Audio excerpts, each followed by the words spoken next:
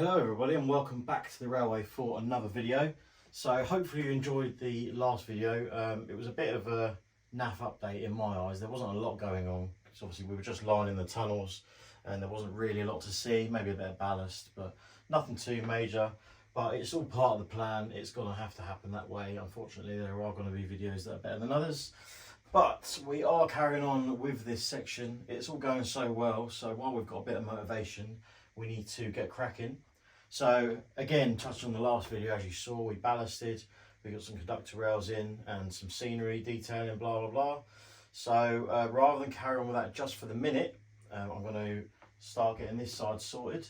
Because as you saw, we did go ahead and sort the track out under here inside the tunnel section. For those wondering, this tunnel section is about 7.5 feet long. So obviously it's quite substantial.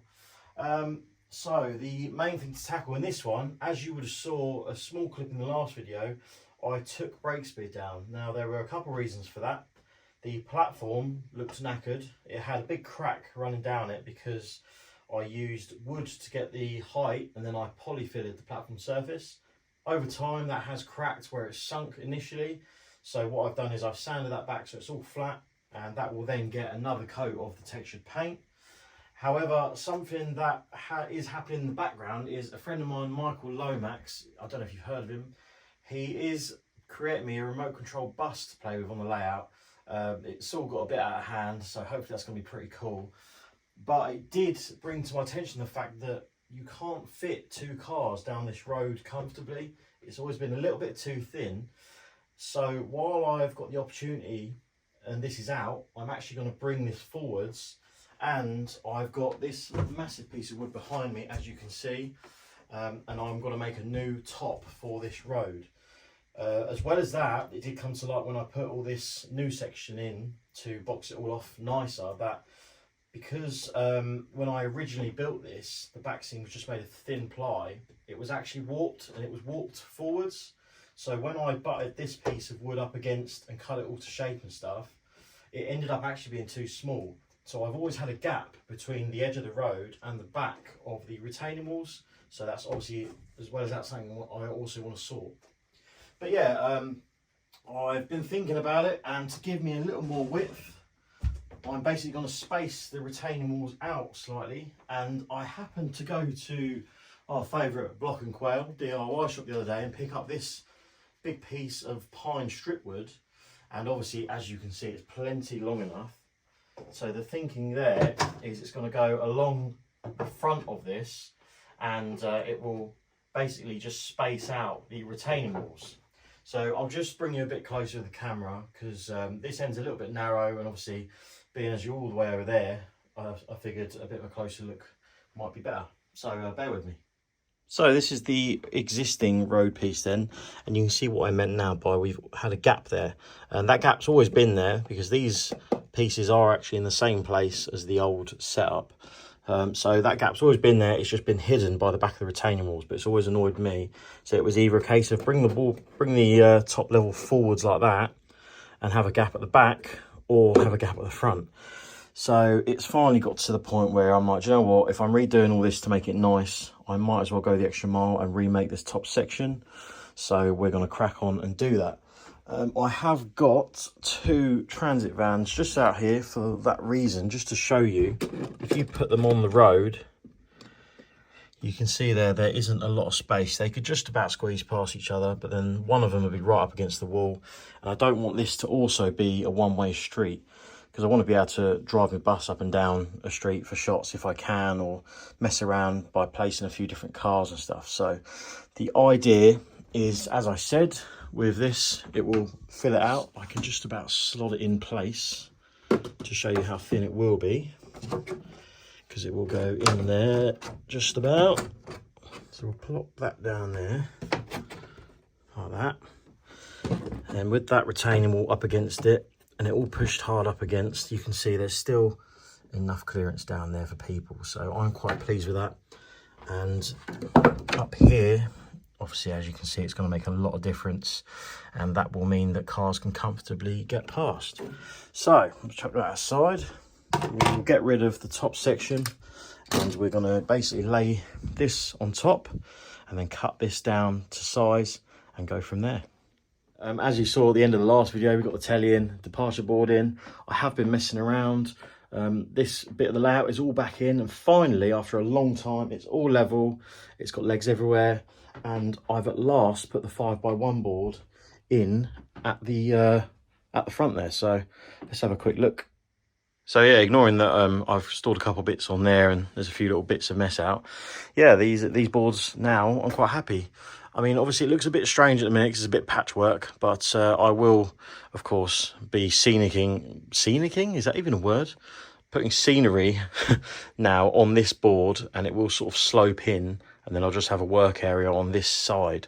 So hopefully that will come out nice. As I say, it's all nice and strong now. It doesn't go anywhere. I can stand on it if I want, if I need to get up the top for something. We've got the UK departure board that I mentioned before.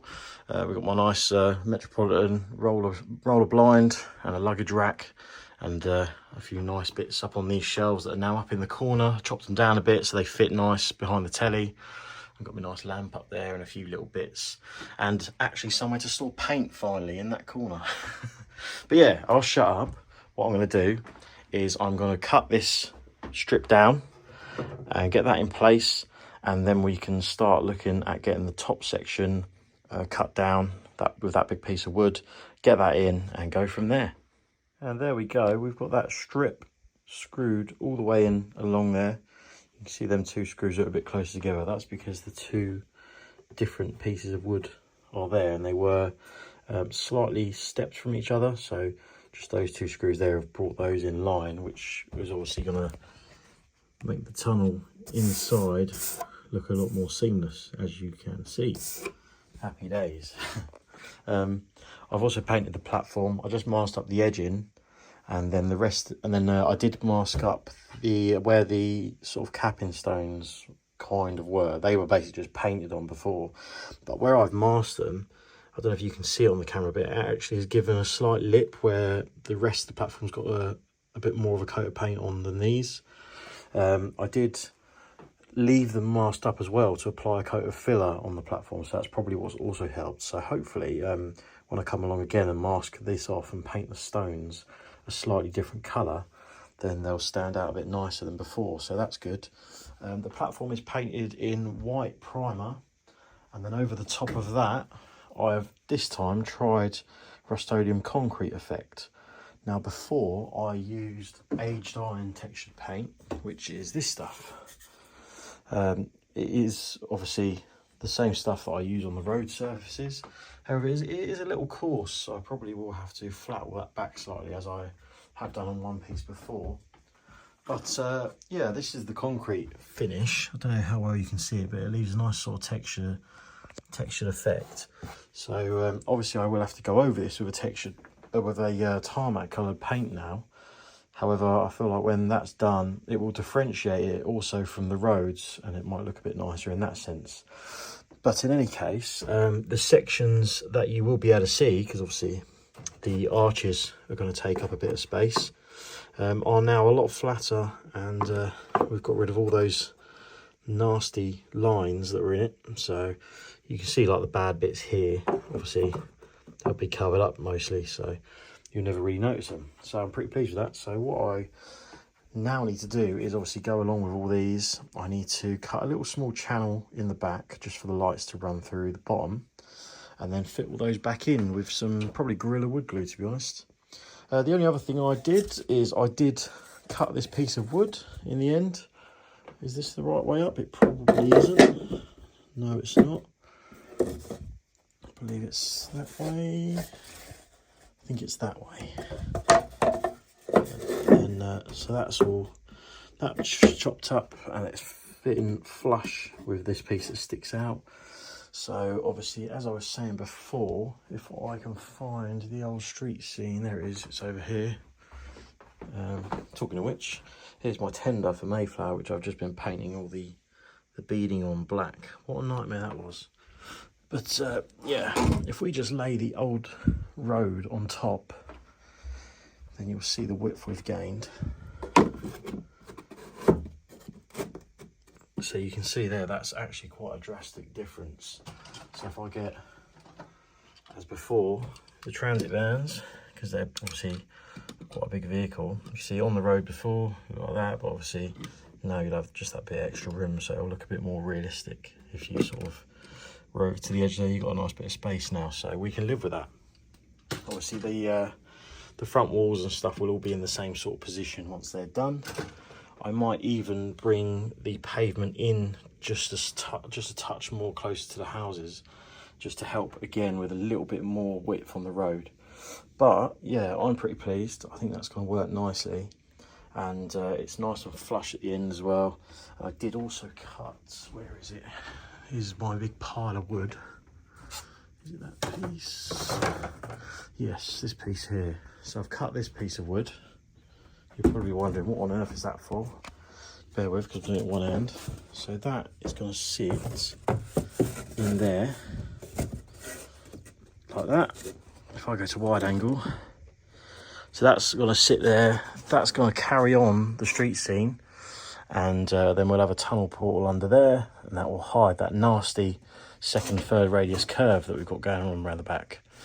And that is why also I bought a spare pack of these arches. So yeah, that's going to go up there. That'll all look lovely, and hopefully it's going to look a lot better. The only thing I haven't thought of, I thought I'd just go for it and deal with it later, is the stairs on the original station building. The station building is actually glued to the old top road piece that I made before. So I don't know how I'm going to get the station building up, because I would quite like to replace that piece as well, because it was also a little bit on the thin side.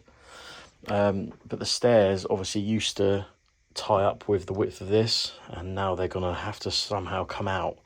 And I have to make a new platform canopy as well. But in the end, it'll all be worth it. I think the look of a bit of a thinner platform will also work nicely here, because it's quite a condensed looking space.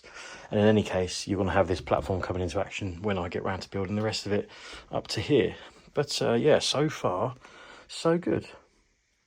Right, lots of swearing later. And I've actually cut a new top section. And as you can see, it fits lovely. It's nice and snug all the way round. There's no horrible gaps anymore. So the old piece is here. You might notice part of the station is missing. So I could just chuck the old piece on top to show you. So if I push the old bit to the back, that's it pushed. Oh, that's it pushed to the back seam there. You can see how short it was. So obviously, what is that? Some little. Ugh. So obviously that gap was at the back seam, and as I'd done this new section, you could see how it was going to sort of look. It was just going to be a big step, and then you've got to have a gap down the back of the back seam. I probably could have filled that in with some sort of filler or something like that.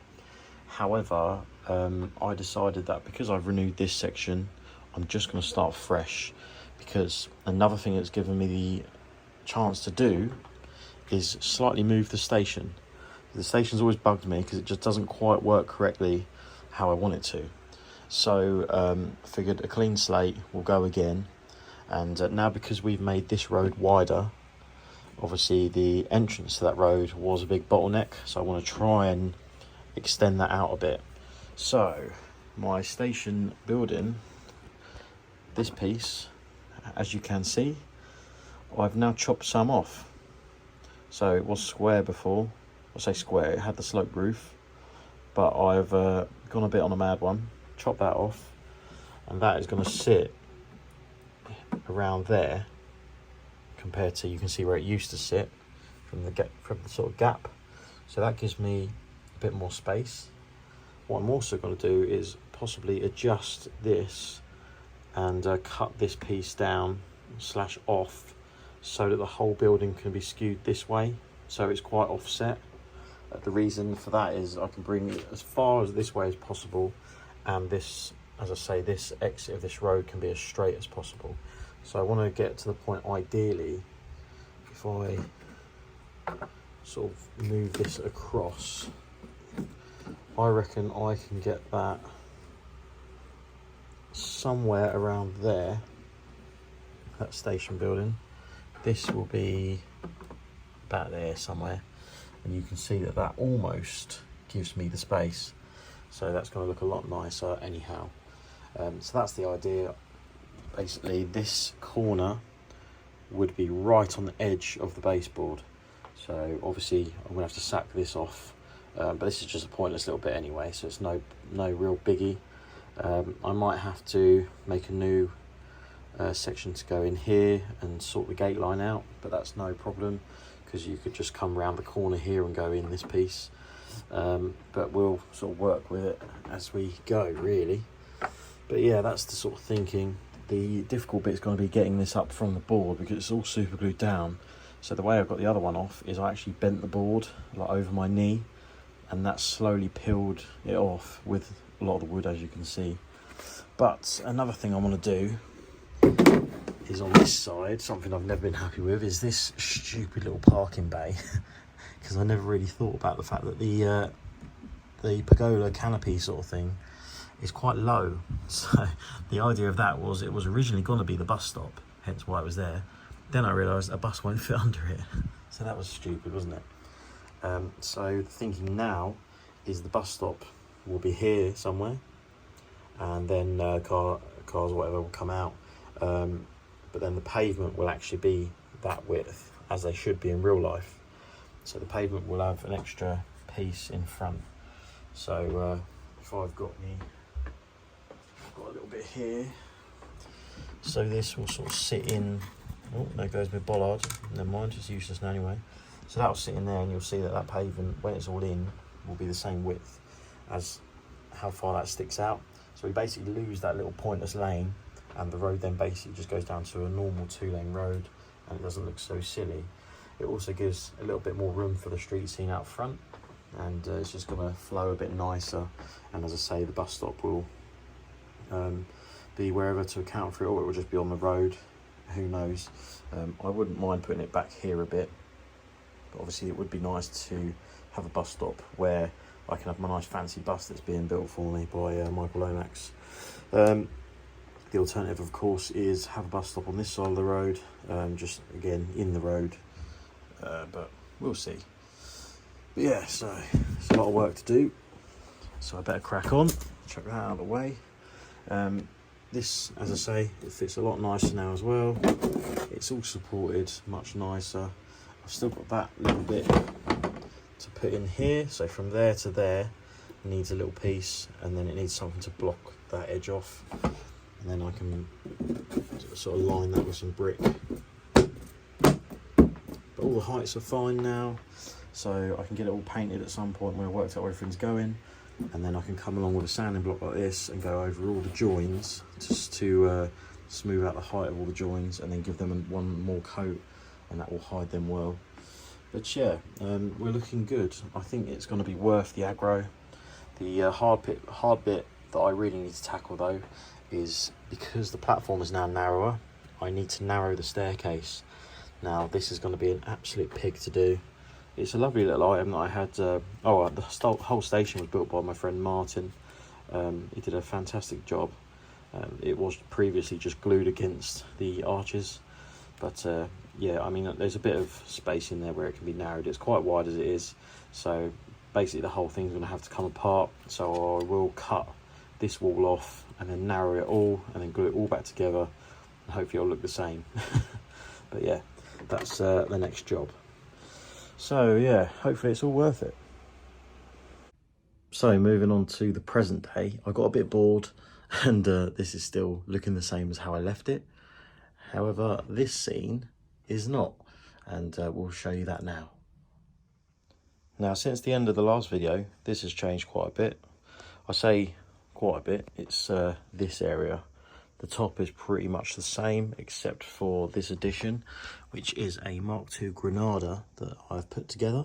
It's a 3D print from AGR Model Railways. If you don't know who AGR is, then go back through my videos and you'll see a video of me building a Royal Mail Class 165 and a First Great Western Class 180.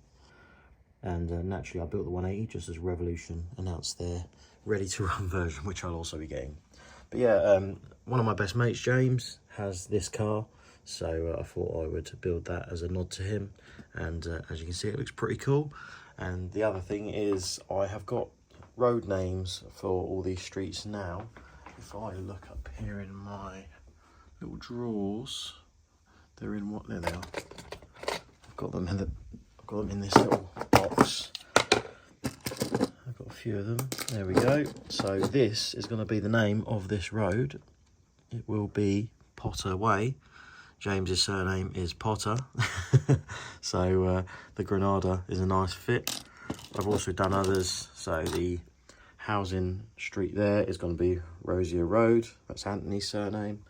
What else we got? The main high street is going to be Charlotte Street, because the street that it's based on is Joel Street. So obviously I wanted to keep it as something street, so I put Charlotte. And the other one we have somewhere, I know I'm going off on a bit of a tangent here, but I can't even find that. There we go. We've got, this is going to be for this street here, and that is Wybrow Gardens.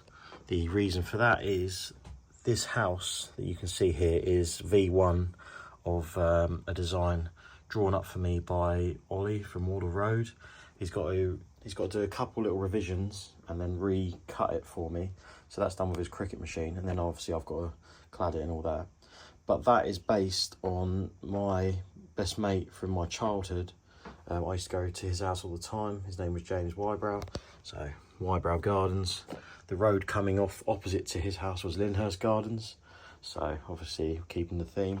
And if you haven't seen any of my really old videos on YouTube, I have a light blue Mark II Polo, which is the same sort of colour as this, and that was his car. So he bought that. He unfortunately was killed in a road traffic accident when we were young.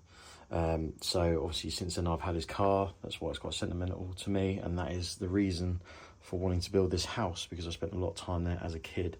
And of course outside is a Mark 1 Golf currently, but hopefully at some point Charlie from CMAC is going to do me a solid and print me up a Mark II Polo to go outside there. And then, yeah, basically that will be done up as if it was his house, obviously within the space constraints. So, yeah, we've got to have Wybrow Gardens, one street here, one sign here somewhere, and one probably here. So that's the idea behind that. So I'll stop going off on a different note now. But yeah, that should be pretty cool. But as you can see, this is where the main change has happened. All the retaining walls from here forwards are now fully glued in and fitted. They have all had their mortar wash, another coat of paint. These are the replacement tunnel portals, which have the correct height on them. If I get, what have I got that I can show you with? I've got Mark III coach here. Now these, obviously, been Chiltern mainline. These need to fit through, and they didn't used to. Which is another reason that I've put the little bases on the cable arches, because that was also a problem. But you can see there, we've got loads of space. So that's perfect now, just how I wanted it. Should have measured it in the first place, but I'm an idiot. So I'll just chuck that back there, out of the way. We've got the Tim scale cabling, the London Underground cabling, and that goes all the way through this section of tunnel. I don't know if you can really see in, you can't really tell, but if you poke a camera in there, you have to excuse the fact that the arch isn't glued down yet. If you poke the camera in there, them arches continue all the way to the end of that board, and once that one is eventually all done, they'll go all the way up to the end, they'll go around the curve. And then, of course, there's going to be some sort of tunnel entrance around there. So currently that is a 7-foot long tunnel, and it will be about 9 foot long by the time it gets to there. So it should be pretty cool when you send a little Polaroid cube camera through or something. It's the same story in the local lines tunnel. They go through on this wall instead, and they go to the end. And you'll see I've got the airbrush out and gone over them, a bit of weathering. There's a lot of soot on the entrance to this tunnel, and there's only a small amount on this one, but it's enough where you can just about see it. So that's obviously going back from this tunnel has a lot of diesel trains. This back in the day would have had a bit of steam. not much diesel. The scissor crossing, I have put all the conductor rails in. That was an absolute nightmare, and I even made little conductor rail ramps. So LU use these to help guide the centre negative shoe over the running rails. So obviously I've put those in. I've even gone to the lengths of all the conductor rails have feed wires or feed cables, or whatever you want to call them, actually soldered to them like the real thing. So you can see them coming off here, they go in under the ballast. This one goes down here. We've got this one goes along here, and they sort of go to the section cabinets. So it's just another little detail that I thought I'd put in while I was there. But yeah, it's looking really good. It's looking a lot better than it did before. Obviously, I've heavily sort of gone over it with the airbrush, and that's changed it drastically. I've also fit these little brick pieces along the length of the retaining walls, because that's where there was a gap before. You're never going to get rid of these areas where the laser cut stuff is sort of joined together, but you can make do with what you got. So what's left now is I've got to come along on all the walls and put some foliage in certain places, just to make it look like a bit of stuff sort of growing out of them, and they've been there for a long time. And yeah, obviously it now goes all the way along this road, so I need to fill in a couple of bits where I've damaged the paint, in a silly moment of madness, and then that's going to look pretty good. And then moving on to this side, you can see we've put tunnel portals in on this side now, and in the centre we've got one little retaining arch, and I figured we could do that as a little equipment room. Hence there's a door cut out, and there's a small little light to go above it. You can't quite see it because of the sunlight, but the idea there is I'll either leave the door open and have something inside there, or there is a potential camera setup coming, so that I can have a little screen in the back scene somewhere, and then you can watch trains from eye level coming in and out, and that could be where the lens pokes through, but we're not 100% on that yet. That's still being worked on, but it's looking pretty good. It's obviously changed a lot, so once this is weathered and all done, that can go in, and then I can start building that way. So this is of course just going to be a bridge, so I think we'll keep it that way. It's going to extend slightly more on this side, and hopefully that will finish it off nice. So fingers crossed you'll agree that looks pretty cool. Now there is one other thing that I have thought of and I've been working on, so it's probably a weird sort of addition to a model railway video, but we're going to go and build a desk now, and there's a small hint as to why. This was going to be my workspace, so let's cut to inside the house and I'll talk more about it.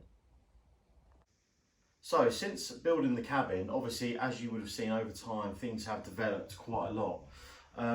Now a problem I am having is, because of the amount of stuff I want to build in there, I have come to the realisation that my work area is slowly getting smaller and smaller.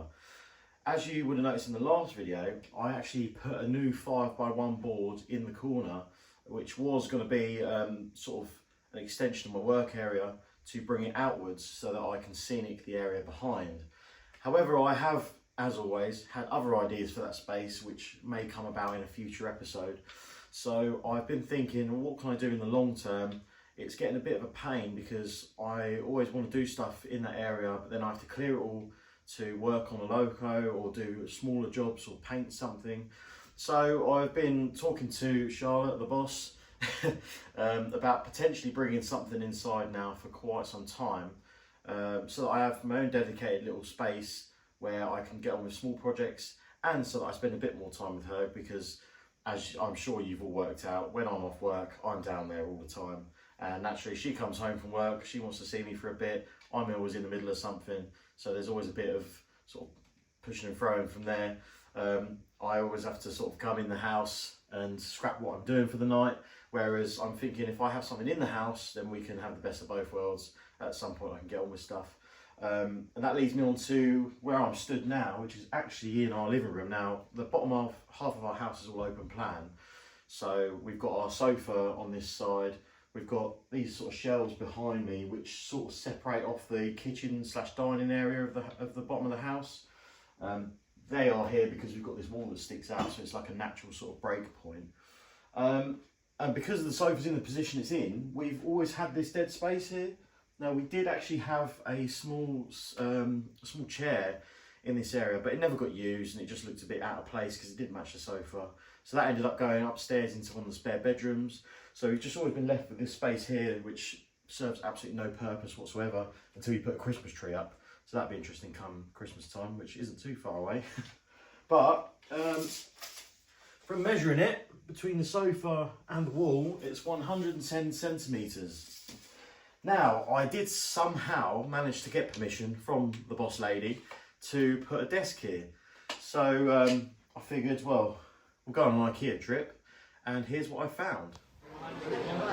So after stuffing our face with the usual meatballs, as I expect all of you do as well on an Ikea trip, we went through to the showroom and found this, which looks very handy. It's the kind of thing I want. It's got a few shelves on it and a couple of drawers.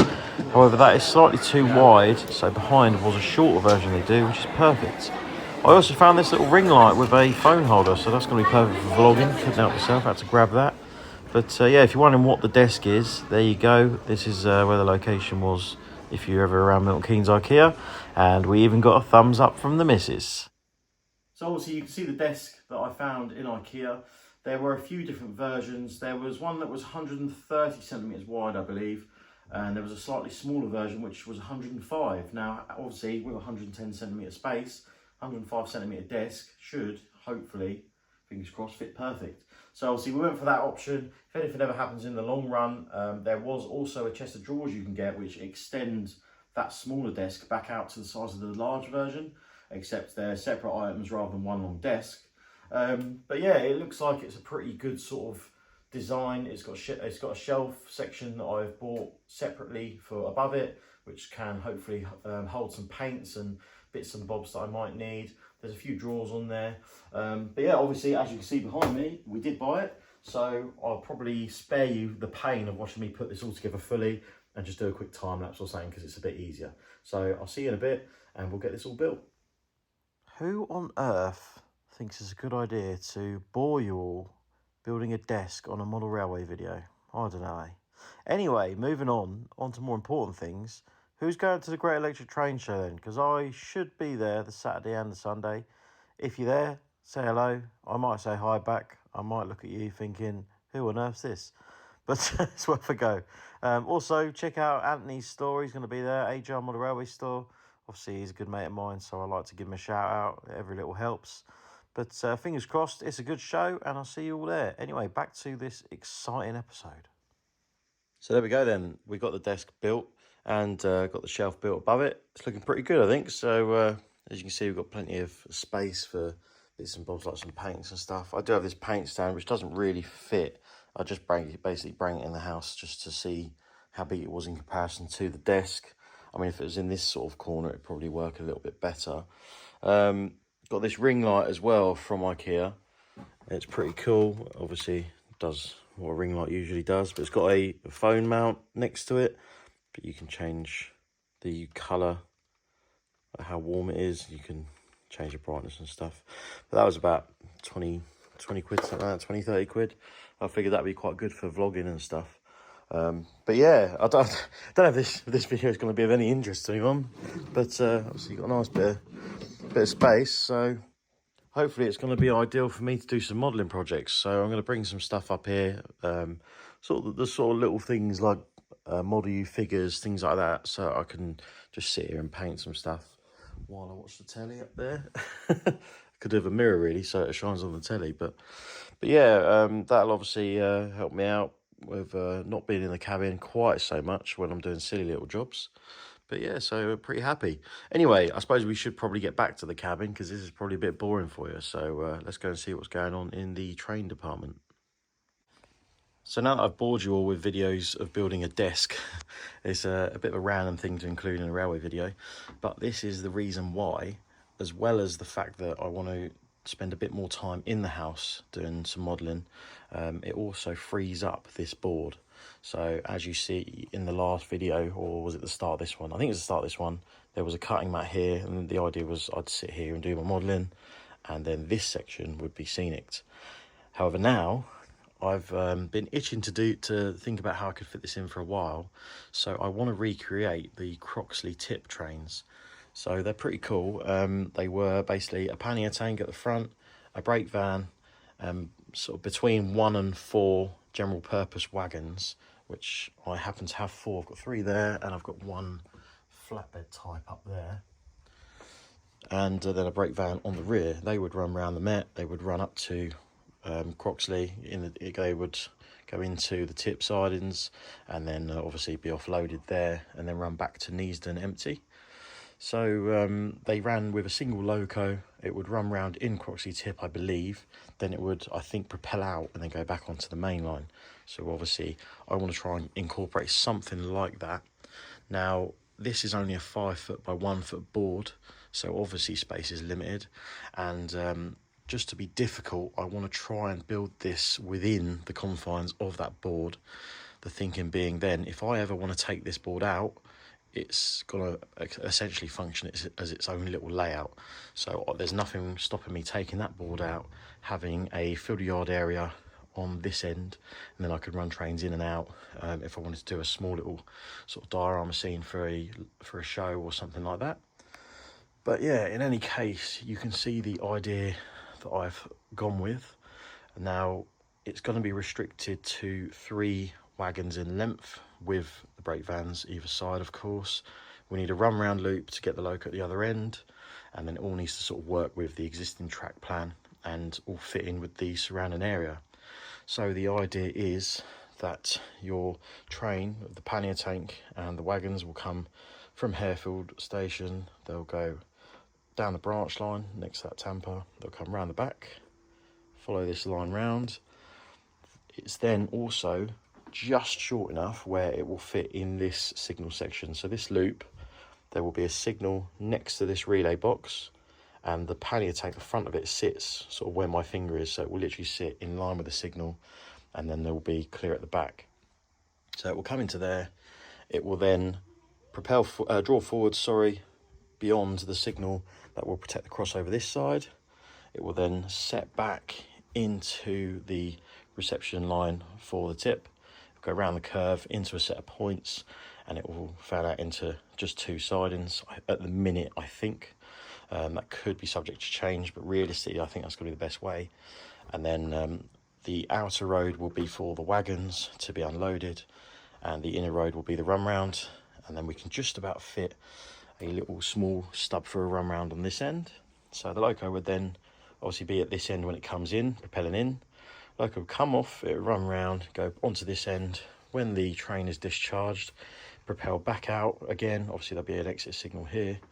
It would propel out beyond the scissor crossing, beyond the signal, and then it would depart over the scissor crossing and out back towards Harefield. Then the fun continues, because you've then got the loco the wrong way round to be able to go around the main line. So you would either have to propel out again over the crossing by the box and then continue on your way, or you would have to do a run round. So you'd have to go up the end, run round, and then onto the back of your train and go out that way, depending on what the operator wants to do. But the thinking here is it gives the branch line operator something more to think about, and obviously it'd be quite fun to operate, because you're trying to balance out bringing this train in while you've got a passenger train leaving and wanting to arrive. So you would say bring the train round, stop it at this signal. You would have a passenger train leave, because obviously these are going to be 2 platforms now. The passenger train could leave from this platform, come across the crossover, then you could do your shunt move. While the shunt move is taking place, the second train could leave, and so on and so forth. So it'd be pretty cool. The other thinking with that is, when I say about I want it to time with the scenery, as you would have noticed plenty of times, we've got Harville Road Bridge at the end of Harefield. Now, I keep saying I want to put another bridge here to hide the curve at the back, because it's quite sharp. So where we've got the bridge coming off here, we've got this road that continues on as well. Now this road needs to probably drop down slightly, and it needs to continue along here. The thought then is I could have a small road bridge to cross this section, the road would then carry around this curve following the railway, and it would actually come across onto this board with obviously a join line, and it would tie up with this road. The road could then have a small T-junction, and that would incorporate into the bridge going across the main lines that way, with some embankments either side and so on and so forth. So I think that would work a treat, and that is the idea. So if I just go over the top there, you can see the general track plan. Obviously I'm going to tweak it to suit that end. I'm going to probably try one of the new Pico streamline curve points. That would be quite a nice thing to have because they're quite short, and being streamlined, they should sort of be a nice sort of smooth lead in. Yeah, obviously having the run round head shunt in this corner gives you the maximum length possible for that siding to arc round, and obviously not being just completely straight, it saves it looking a bit boring. But yeah, as I say, I could build a fiddle yard coming off here with a small traverser or something. I do actually have a 3-foot traverser sat there doing absolutely nothing, so that could be an option, and then that could basically go to a show as its own self-contained little scene. But yeah, that's the idea. Well, that's that for this video. Hopefully you've enjoyed the content and it's been something worth watching. Fingers crossed the next one isn't too far away. I had a bit of a spell recently where I was working on my 5-inch gauge locos quite a lot, so not a lot of work went on the layout apart from finishing those retaining walls and that sort of little area. So now I've put those on the back burner sort of, and I want to get a bit more work on the layout done, which means that I should have a bit more time for filming stuff as well. So as you see, I do want to kind of recreate Croxley Tip, It's going to be a much smaller, obviously, version, condensed down. There's not a lot of info on it online. There's a couple old sort of maps and things, but there's a lot of pictures of the pannier tanks and such pulling the tip trains. I believe the Met E and F classes did them for some period as well. So obviously, when the Met E class by Rapido eventually turns up, then I could put one of those to work on it, because I am getting the older LT versions as well, hopefully. I've got my F class from CDC Design I can use on it as well. It still needs a little bit of tweaking and finishing off, but that will be a good loco for it. And the other option is I could build 2 more battery locos in the old sort of period when they were in maroon. But obviously it's a long way off yet. I've got plenty of more important things to do in the meantime. However, that area does sort of annoy me a little because the scenery is such a letdown. So it would be quite nice to get at least like the roads and the sort of embankments in, so that it looks a bit more legit. It shouldn't take too long to do that kind of stuff as well. It's a bit of an easier sort of job to do than all of the Breakspear stuff, because that's very sort of niggly, and I want to get it all perfect, because that's the area of the layout that would potentially go to a show one day. So obviously that's why I'm going to all this effort of doing everything under the tunnels and lining everything with brick, so there's no stone left unturned. But yeah, we'll see how we get on. I'm gonna have to measure up some points and sort of work all that out, and then go from there really. But yeah, as I mentioned earlier, I will be at the Great Electric Training Show, which is in a few days from now. If you do pop along and see me, feel free to say hi. I might not recognise who you are. In fact, I pretty much definitely won't recognise you. So just let me know who you are if so, because I'm shocking with putting faces to names. But yeah, I should be there for both days, having a good time, try and find some bargains, as I'm sure you all will, and then also trying to get some more ideas for what to film next. So if you've got any suggestions, please leave them in the comments below. Let me know what you think, and I will see you in the next video. So take care for now, and see you soon. Bye.